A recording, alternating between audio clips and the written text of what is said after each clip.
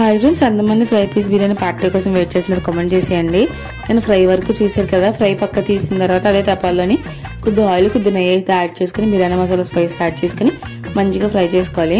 తర్వాత ఇందులో సన్న ఉల్లిపాయ ముక్కలు, పచ్చి ముక్కలు యాడ్ చేసుకుని కొద్దిగా కరివేపాకు కూడా యాడ్ చేసుకుని ఉల్లిపాయలు మంచి గోల్డెన్ కలర్ వచ్చేదాకా ఫ్రై చేసుకోవాలి. తర్వాత టమాటా ముక్కలు కూడా యాడ్ చేసుకుని టమాటా మగ్గడానికి అని చెప్పేసి సాల్ట్ అయితే యాడ్ చేసాను అనమాట. టమాటా మగ్గిపోయిన తర్వాత ఇందులో అల్లం వెల్లుల్లి పేస్ట్ కూడా యాడ్ చేసుకుని పచ్చివాసన పోయేదాకా మంచిగా ఫ్రై చేసుకోవాలి. తర్వాత ఇందులో కొద్దిగా జీలకర్ర ధనియాల పొడి, గరం మసాలా, బిర్యానీ మసాలా పౌడర్ కూడా యాడ్ చేసుకుని గ్లాస్ రైస్కి 2 గ్లాస్ చొప్పున వాటర్ అయితే యాడ్ చేసుకుని వాటర్ బాయిల్ అయిన తర్వాత ముందే కడిగి నానబెట్టుకుని బియ్యం అయితే యాడ్ చేసుకోవాలి. కుత్తుకుతలాడుతుంది అన్నట్టు సిమ్లో పెట్టుకొని 15 మినిట్స్ పాటు కుక్ చేసుకుంటే సింపుల్గా రైస్ రెడీ అయిపోయింది. ఇంక సర్వ్ చేసుకోవడానికి అని చెప్పి కింద ఫ్రై మీద రైస్ సర్వ్ చేసి మీద అగ్గి అయితే పెట్టాను. సింపుల్గా ఫ్రై పీస్ బిర్యానీ రెడీ. మీరు కూడా ఒకసారి ఈ ప్రాసెస్లో ట్రై చేసేయండి.